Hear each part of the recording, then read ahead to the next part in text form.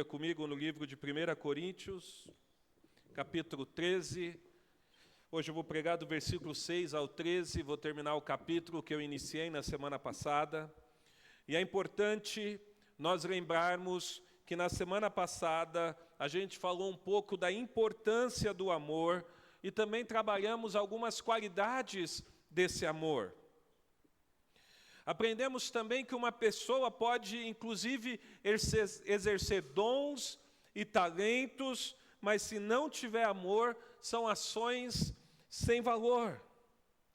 A gente viu também que o amor deve ser o princípio na vida de cada cristão. Nós, como cristãos, precisamos buscar amar a Deus e também ao próximo. E vimos que o amor é paciente, que o amor é sofredor, que o amor é benigno, que o amor não é invejoso, que o amor não se alegra com o bem do próximo, não se vangloria, nem se orgulha buscando a sua própria honra, nem se enfurece facilmente e também não suspeita o mal. Hoje, eu quero continuar trabalhando com vocês algumas qualidades do amor verdadeiro. Alguns elogios que o apóstolo Paulo faz e sobre o destaque de que tudo passará, mas o amor irá permanecer. Abram a Bíblia comigo então, 1 Coríntios capítulo 13, no versículo 6, deixa a sua Bíblia aberta, à medida que eu for fazendo a exposição, a gente vai voltando a ela. Diz assim: o amor não se alegra com a injustiça, mas se alegra com a verdade. Fecha os seus olhos por um instante. Pai, nós te damos graças nessa noite mais uma vez, pedindo, Deus, que o Senhor abra o nosso entendimento, que o Senhor abra nossa mente, o nosso coração para a Tua palavra. Fala conosco nessa noite, em nome de Jesus. Amém.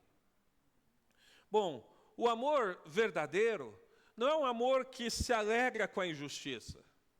Não é um amor que se alegra com a maldade. Não é um amor que se alegra com o mal de alguém.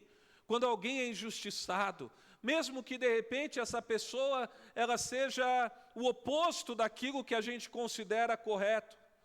O amor, ele jamais vai se alegrar com a injustiça, mas ele sempre vai se alegrar com a verdade. Porque a verdadeira felicidade, a felicidade está na verdade. Paulo, nesse momento da história, em relação à igreja de Corinto, ele está confrontando aquela igreja. Não pense você que ele descreve as qualidades desse amor como um texto fora do contexto, não. Quando a gente olha a Bíblia, a gente vê o que está acontecendo em Corinto, e Paulo aqui, ele está confrontando a igreja, porque era uma igreja que estava se alegrando com a injustiça. Era uma igreja que estava tendo algumas práticas contrárias à justiça. Olha em 1 Coríntios, abre aí comigo rapidinho, capítulo 5, versículo 1 e versículo 2. A gente vai ver Paulo confrontando a igreja, Paulo falando do que está acontecendo. Em 1 Coríntios capítulo 5, versículo 1 e 2, ele diz assim: geralmente se ouve que há entre vós fornicação, ou seja, sexo fora do casamento, e fornicação tal, ele vai dizer, e fornicação tal, que nem ainda entre os gentios se nomeiam, como é haver quem possua a mulher do seu pai. Ele está dizendo, olha, está acontecendo uma abominação aí, uma fornicação no meio de vocês. Abominação tal que tem entre vocês aí alguém que está possuindo a mulher do seu pai. Aqui é bem provável que não se trata da mãe, mas da madrasta. Alguém que estava tendo relação com a madrasta, com a mulher do seu pai. E olha o que Paulo vai dizer. Paulo vai dizer assim, olha, estáis ensoberbecidos. Vocês nem ficam tristes por não ter sido dentre vós tirado o que cometeu tal ação. Paulo está dizendo, olha, vocês não se entristeceram, a revista e atualizada essa aqui, vocês não se entristeceram, porque vocês nem tiraram do meio de vocês quem cometeu tal ação. Então Paulo está dizendo, olha, o amor não pode se alegrar com a injustiça. O amor não pode ver o mal acontecer e permanecer dormindo, ensoberbecido. O amor jamais vai se alegrar com o pecado. O verdadeiro amor jamais vai se alegrar com aquilo que é contrário à palavra de Deus. Paulo está dizendo, olha o estado que vocês estão. Vocês estão vendo isso e não estão fazendo nada. Não ficaram tristes, não disciplinaram, não expulsaram do meio de vocês quem comete tal ação. Então perceba, Paulo está falando da disciplina, porque o amor confronta, e o amor confronta porque ele não se alegra com o mal. A gente imagina que o amor, no amor está tudo liberado. A gente tem visto nessa sociedade eles distorcerem a verdade do que é o amor. Como se o amor fosse passivo a qualquer coisa. Como se o amor aceitasse qualquer coisa. Mas a gente não pode se esquecer que o amor é um dos atributos de Deus. E o verdadeiro amor, ele confronta, porque ele não pode se alegrar com o mal. Como eu já dei outros exemplos aqui, o pai confronta o filho quando o filho está errado. Não é porque ele odeia o filho, é porque ele ama o filho de tal maneira que ele quer que o filho dele se dê bem. Ele não quer que o filho dele cometa os mesmos erros que ele cometeu. Ele não quer que o filho dele sofra na vida. Porque, irmãos, a gente pode até proteger nossos filhos até certa altura da vida. Mas saibam, a vida é cruel.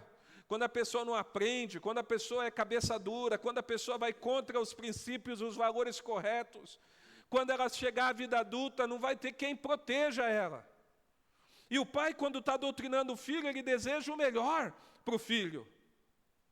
Então, o verdadeiro amor, ele confronta. Ele não se alegra com o pecado, ele não se alegra com o erro, ele não se alegra com a malícia, ele não se alegra com a expertise fora do contexto correto. O verdadeiro amor não deseja o mal. Ele não quer o mal. Ele quer o bem. Mas veja, ele não só não deseja o mal, como ele não deseja a dor. E mais, ele não provoca prejuízos ao próximo. O verdadeiro amor não deseja o mal, o verdadeiro amor não quer a dor do próximo, o verdadeiro amor não prejudica ou não causa prejuízo ao próximo. E quando a gente pensa em prejuízo, a gente sempre vai para o lado financeiro, porque nós estamos tão condicionados a pensar em prejuízo sob a perspectiva financeira. Mas existem muitas maneiras de causar prejuízo ao próximo. Quando um jovem defrauda uma jovem, fora do casamento, quando ele abusa, quando ele avança o sinal que não deveria, ele está defraudando. Quando o marido e a esposa não exercem o casamento bíblico, muitas vezes um usando de chantagem sobre o seu corpo, faz alguns tipos de atitudes que são contrários, está defraudando o seu marido, a sua esposa, o seu cônjuge. Há muitas maneiras de causar prejuízo e defraudar. O verdadeiro amor não causa, não provoca prejuízo, não deseja o mal, não quer a dor. Já viu alguém cair e a pessoa falar, não, bem feito, está precisando cair. Você acha que isso é verdadeiro amor? Isso não é o verdadeiro amor. A gente vive num mundo de injustiça. Não é possível que a gente vai ter o mesmo comportamento que as pessoas lá fora. A gente é tentado. Dardos são lançados. O inimigo das nossas almas quer trazer valores contrários às Escrituras e trazer para dentro da igreja. O secularismo tem crescido. Não é difícil a gente ver pessoa desejando o mal para outra pessoa, ou comemorando a morte de alguém, ou torcendo para alguém morra, ainda que seja alguém que seja totalmente oposto à verdade do nosso Evangelho, a verdade do Evangelho da Bíblia. O verdadeiro amor não deseja isso, o verdadeiro amor deseja transformação, o verdadeiro amor deseja arrependimento, o verdadeiro amor deseja que a pessoa seja alcançada por Cristo. O pecado dos outros jamais pode ser motivo da nossa alegria. O verdadeiro amor não se alegra com o erro dos outros. Está vendo? O pastor estava dando oportunidade e a pessoa vai e faz isso. O verdadeiro amor não se alegra com o erro, com o pecado, com a falha dos outros. Ele tem o verdadeiro amor, o amor de Deus, ele é um amor puro. Ele é um amor que quer bem. Ele é um amor permeado pela graça, mas também pela justiça de Deus. Ele é um amor santo, e quando Deus traz sobre nós essa verdade, a gente tem que buscar viver isso, tanto no nosso amor para com Deus, mas também no nosso amor para com o próximo, de maneira que a gente jamais vai se alegrar com o pecado dos outros. Ainda mais se for um irmão nosso, ainda mais se for uma pessoa próxima de nós. Jamais nós vamos ficar pesaroso, nós vamos orar, a gente vai se entristecer, porque nós aprendemos com as Sagradas Escrituras que nós somos pedras vivas que formamos o edifício espiritual. Nós aprendemos com as Escrituras que nós somos o povo de Deus, o corpo de Cristo. No tempo e no espaço e na história, sempre tem povo de Cristo, povo de Deus separado. E nós nos tornamos parte desse corpo ao longo da nossa vida. De maneira que quando uma pessoa falha, todos nós somos feridos se o nosso irmão padece. Se alguém erra, se alguém comete uma falha, por quê? Porque nós somos um. Nós choramos com os que se choram, nós se alegramos com aqueles que se alegram. Nós jamais teremos alegria com o pecado dos outros. Não cabe para nós rivalidade como igreja, não cabe para nós nenhum tipo de desejo contrário àquilo que a Bíblia ensina. Porque esse amor que Paulo está falando em 1 Coríntios, capítulo 13, é um amor que fica feliz com a verdade. É um amor que fica feliz com o triunfo do Evangelho. Quando um pecador se arrepende, esse amor traz em nós regozijo, alegria, porque alguém entregou a vida para Cristo. Esse amor é um amor que se alegra quando vidas são alcançadas pelas boas novas do Evangelho. É um amor que fica alegre quando alguém dá um passo em relação à sua fé, quando alguém cresce na sua vida espiritual, quando alguém é nomeado por Deus, chamado por Deus para exercer o ministério, ele se alegra. Ele fica feliz quando o Evangelho, quando as boas novas triunfam. Ele se alegra em ver a propagação da verdade de Deus, de ouvir e ver a obra de reconciliação do homem com Deus pelo intermédio do sacrifício de Cristo na cruz. Por quê? Porque o Evangelho, conforme Paulo fala no capítulo 1 de Romanos, verso 16, o Evangelho é poder de Deus para a salvação. Então, quando o Evangelho triunfa, quando o amor de Deus alcança vidas, quando pessoas são transformadas, quando vidas são alcançadas, então a gente se alegra pelo e por causa do Evangelho. Versículo 7 diz assim, queridos: o amor tudo sofre, tudo crê, tudo espera, tudo suporta. O amor supera obstáculos, irmãos. O amor não fala do próximo, não fofoca os erros, ao não ser quando é exigido, quando a gente, como aí já não é fofoca, mas quando a gente precisa tratar do pecado de alguém, como igreja, a gente faz com pesar e com temor, e aí a gente exerce a disciplina bíblica, mas jamais a gente vai ficar fofocando, falando, jamais nós vamos ficar difamando, prejudicando o testemunho do próximo. Tem um livro que eu li um tempo atrás, eu não me lembro agora o nome, acho que é 5 Passos para um avivamento do Tozer. Ele tem gratuito na internet. E um dos passos que ele fala ali para o avivamento é a gente entender que a gente não deve passar para frente nada que vai macular o testemunho de alguém. Nada. Jamais a gente vai passar para frente algo que vai manchar, que vai prejudicar o testemunho de alguém.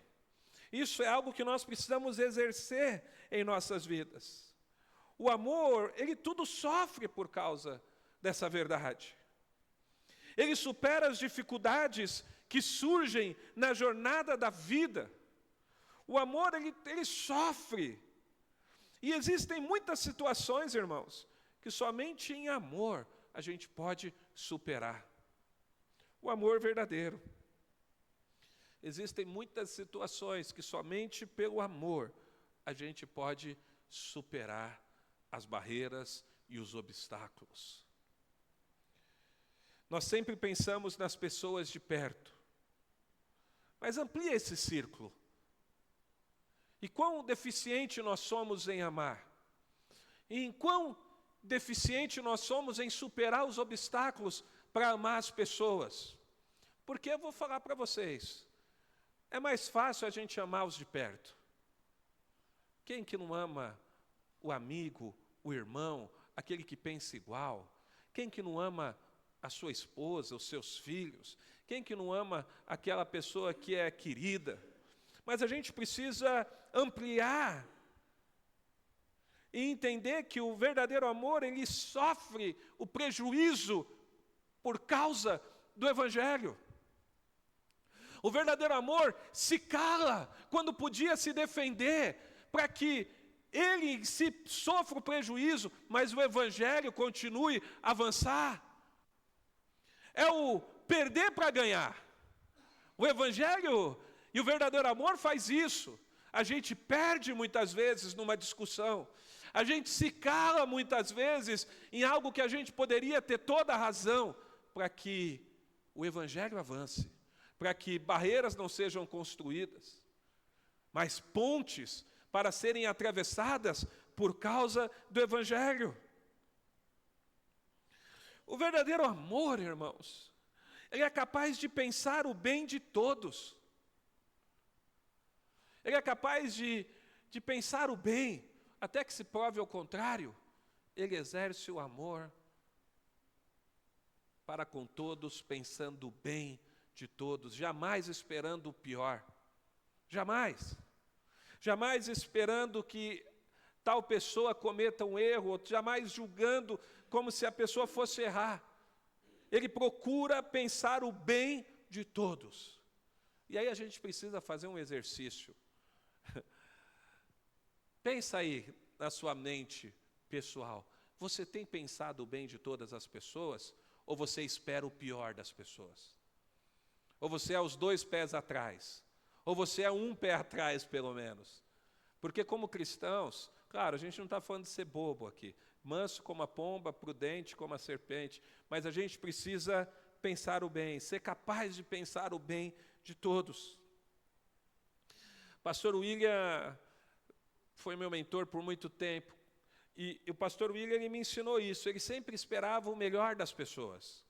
Ele sempre esperava que as pessoas fossem ter uma ação melhor. Às vezes tinha, às vezes a gente via, decepcionava. Mas em primeira mão, em um primeiro momento, ele sempre escolhia pensar o bem. Mas esse amor que Paulo está falando aqui é um amor imparcial, capaz de fazer o melhor. É um amor que deseja fazer o melhor para o próximo.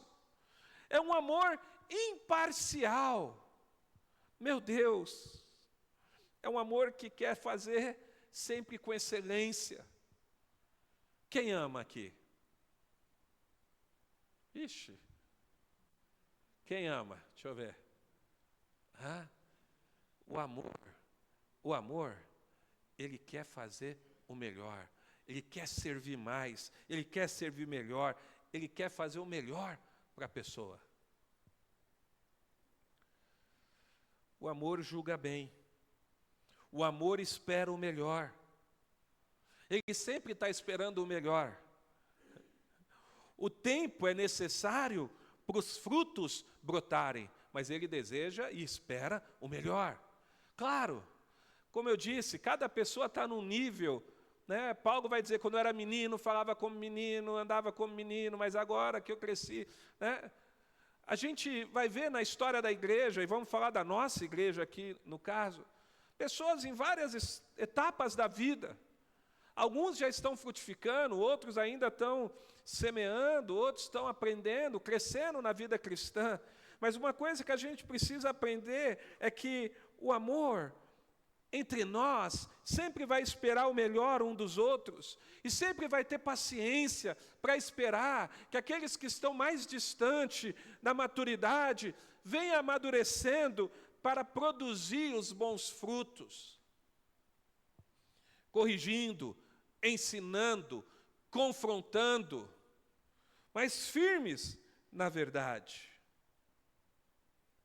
João 13, versículo 34 e 35 diz assim: um novo mandamento vos dou, que vos ameis uns aos outros, como também eu vos amei. Que também vós uns aos outros vos ameis. Nisto todos conhecerão que sois meus discípulos, se vos amardes uns aos outros. Olha que forte o que Jesus está dizendo. Ele está dizendo, olha, vocês vão ser conhecidos como meus discípulos se vocês amarem uns aos outros. Se as pessoas olharem para vocês e verem em vocês amor de um pelos outros. Um amor puro, um amor leal, um amor que deseja o melhor. Se eles olharem para nós como igreja e verem que em nosso meio não existe um amor hipócrita, mas existe um amor fraternal, altruísta, um amor que abre mão pelo bem maior, um amor que abre mão pela igreja, um amor que abre mão pela união, pela comunhão. Veja, as pessoas não vão sair do mundo e vão vir para uma igreja que vive como o mundo vive. Não, nós precisamos viver um amor verdadeiro. Quando as pessoas entrarem por esse portão e por essa porta, elas precisam encontrar um ambiente de amor, de respeito. Um ambiente de um amor puro, de que as pessoas desejam fazer o melhor, servir com excelência.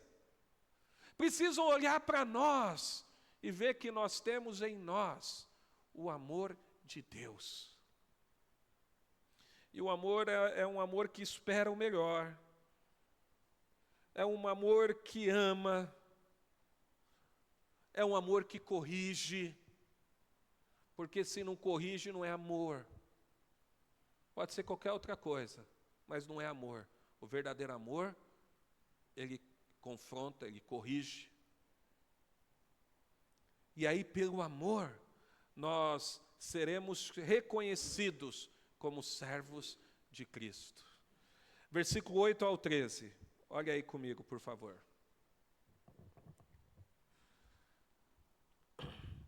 Quando você volta para o capítulo 13, eu vou tomar um gole de água.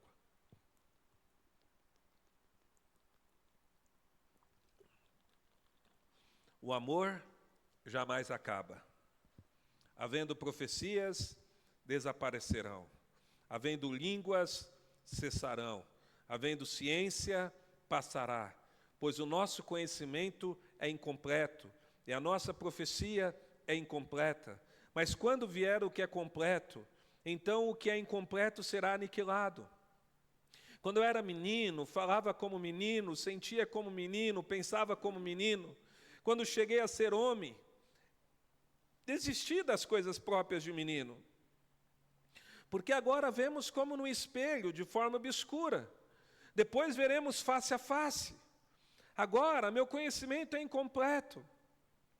Depois conhecerei como também sou conhecido.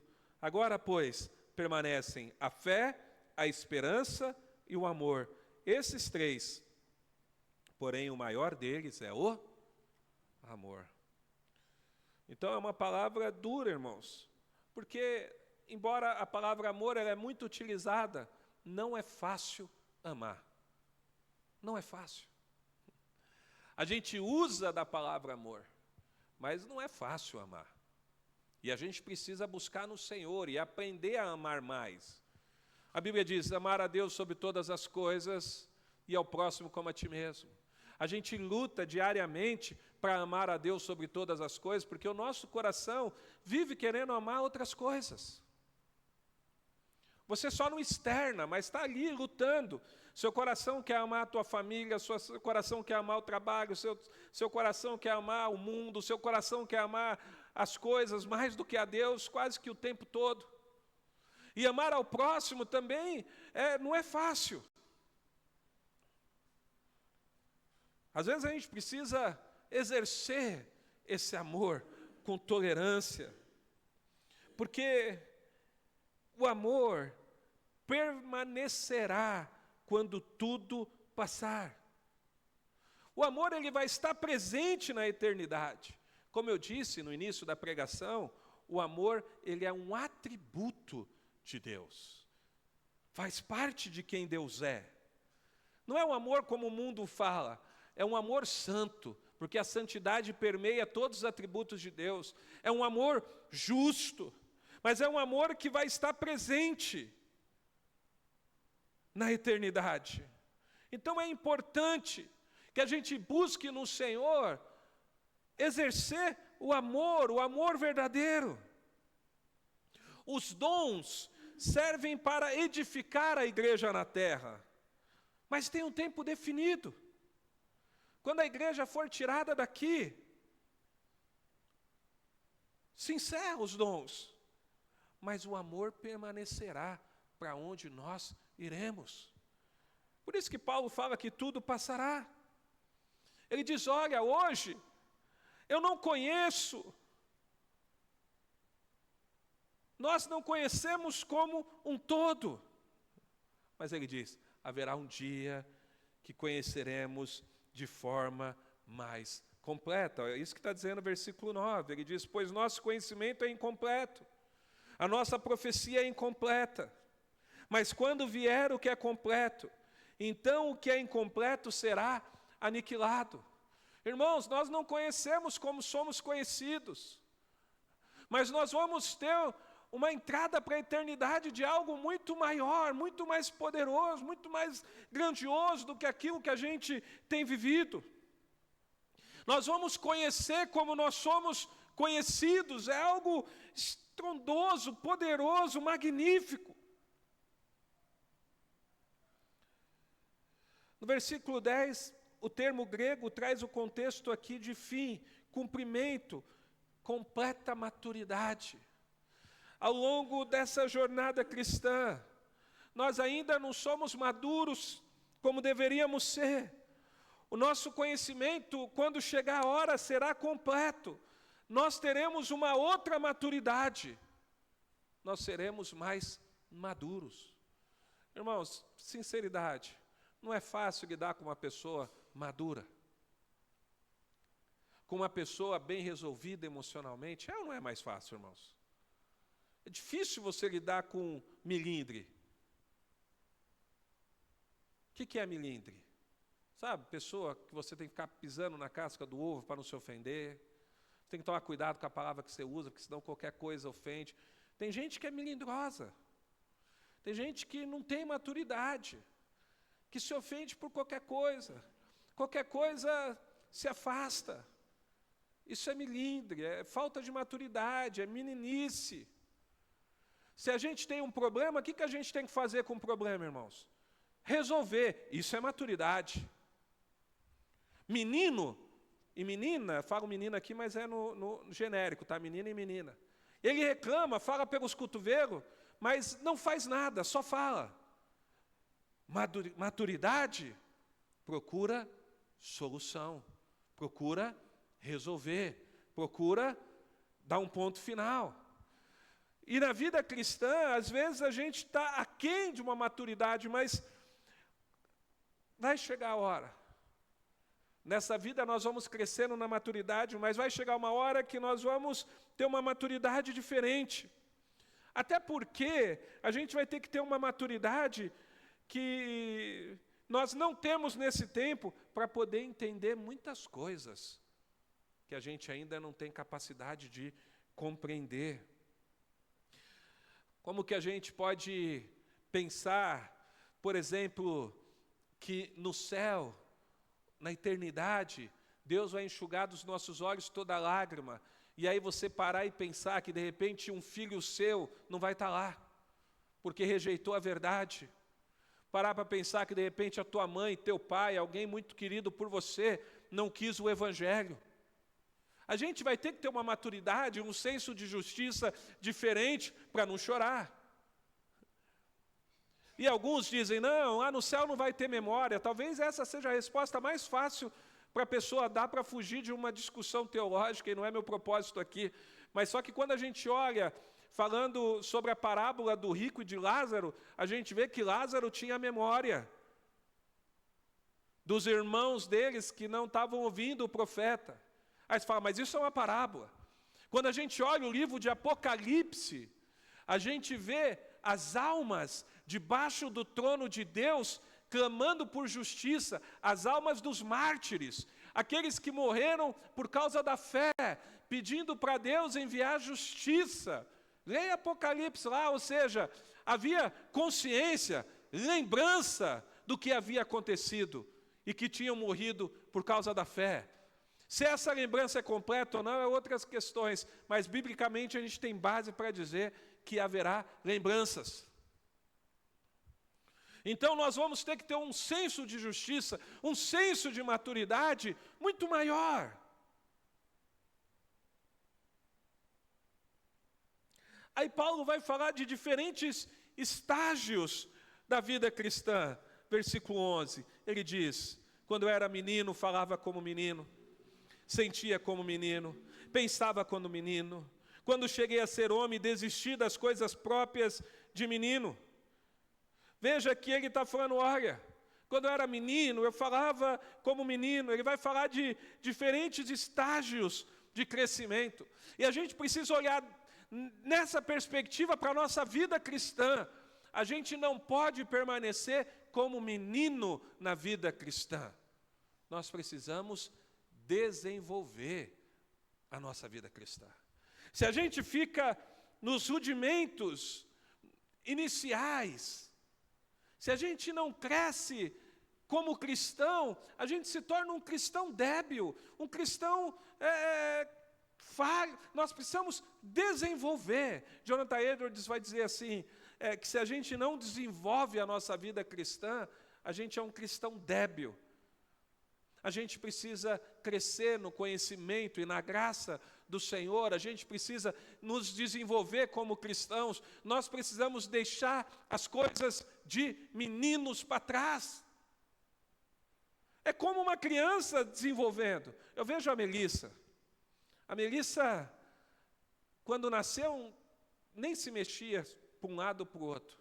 Depois passou a se mexer, depois começou a se movimentar, aprendeu a sentar, depois engatinhar, agora ela fica em pezinha no sofá, às vezes até arrisca um passinho para o lado, às vezes arrisca soltar a mão. Ela está desenvolvendo, mas ainda é uma criança. Ela não sabe pedir. Quando acontece alguma coisa que frustra ela, ela chora. A nossa vida cristã no início é assim também. A gente aprende a caminhar, mas a gente precisa de um ombro amigo, sempre precisa, né? Mas no início, a gente precisa de mais suporte da igreja, precisa estar aqui, precisa estar aprendendo. E à medida que o tempo vai passando, a gente precisa se desenvolver como um cristão e deixar as coisas de menino. Deixar essas atitudes para trás. Eu sempre falo, a pior coisa para um pastor é ele olhar alguém que ele pregou e ensinou por 4, 5, 6 anos, e aí ele olha e vê que aquela pessoa continua igual, não evoluiu, não cresceu, continua com os mesmos problemas, continua com os mesmos pecados, continua com os mesmos erros. Quão triste é ver que alguém patinou. Moisés, no Salmo 90, vai dizer que a vida é como uma neblina. Irmãos, a vida passa rápido. Quem tem mais de 70 anos aqui? Algumas pessoas. Passou rápido ou não passou? Hã? Passou ou não passou? Voou. E às vezes a gente perde tanto tempo patinando, porque não amamos. Perdemos tanto tempo patinando com ações de menino. Perdemos tanto tempo patinando, sabe? Ao invés de avançar. Então Paulo está dizendo, olha, quando eu era menino, eu falava como menino, isso tanto na questão da vida cristã, mas também na questão da própria igreja. Nós, como igreja, precisamos amadurecer. A gente precisa aprender, se abrir para a palavra de Deus, se abrir para aquilo que Deus está fazendo, se abrir para aquilo que o Senhor está operando em nosso meio, mediante as Escrituras. Precisamos crescer como povo, precisamos crescer como igreja, precisa existir o desenvolvimento na vida cristã. Não é bom e nem certo a estagnação cristã. Versículo 12, Paulo vai dizer assim, porque agora vemos como no espelho, de forma obscura, mas veremos face a face. Agora com conhecimento incompleto, mas depois conhecereis como também sou conhecido. No retorno glorioso de Cristo, quando Cristo vier buscar a igreja, então nós veremos o nosso Mestre. Nesse momento da história, a gente tem só um vislumbre do futuro para que nos dá esperança. A gente só tem um vislumbre, a gente não tem a visão completa. Nós não temos. Mas quando Cristo voltar para buscar a igreja, desde quando os céus, de um lado ao outro, ser visto, e o Mestre descer nas alturas, e a sua igreja encontrar com o Mestre nas alturas. No momento em que Cristo vier buscar a sua igreja, manifestar o seu juízo sobre aqueles que rejeitaram a verdade, nesse momento nós vamos ver o retorno glorioso do nosso Cristo, do nosso Salvador. E a gente vai ver como um todo esse vislumbre que a gente tem apenas pequeno, mas que nos dá uma esperança de uma eternidade. A esperança do crente está em Cristo e a verdade dele deve nos fortalecer. Por isso nós devemos exercer e buscar exercer aquilo que o Senhor nos orienta na tua palavra. Versículo 13 vai dizer assim, agora, pois, permanecem a fé, a esperança e o amor. Esses três, porém, o maior deles é o amor. O amor é o maior. E o amor, ele é maior, porque a gente olha para a cruz e vê a expressão do amor de Deus por nós ali no Calvário. Ali o Senhor provou o seu amor para conosco. Ali o Senhor manifestou o amor dele, quando o Filho, que é santo, que nunca pecou, vai naquela cruz morrer por mim e por você, por nós, pobres, cegos e nus, por nós que merecíamos o inferno e a morte, por nós que merecíamos a condenação, porque somos pecadores e ainda pecamos. Mas Deus envia o seu Filho e ali Ele manifesta o seu amor. Por isso, como igreja, nós devemos buscar esse amor.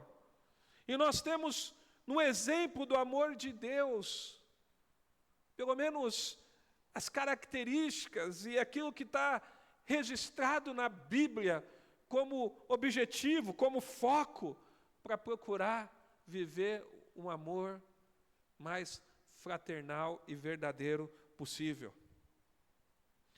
Portanto, eu quero fazer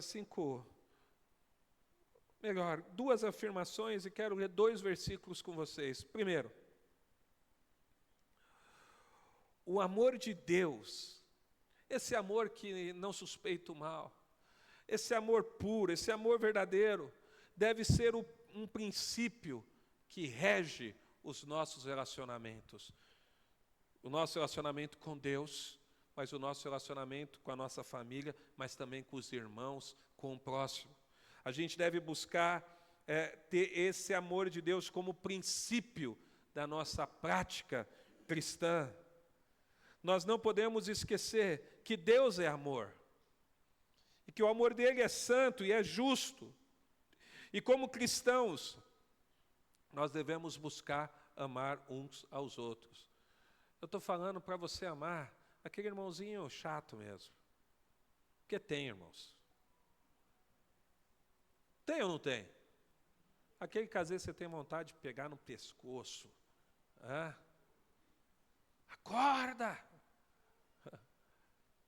Mas a gente precisa amar, perdoar, avançar.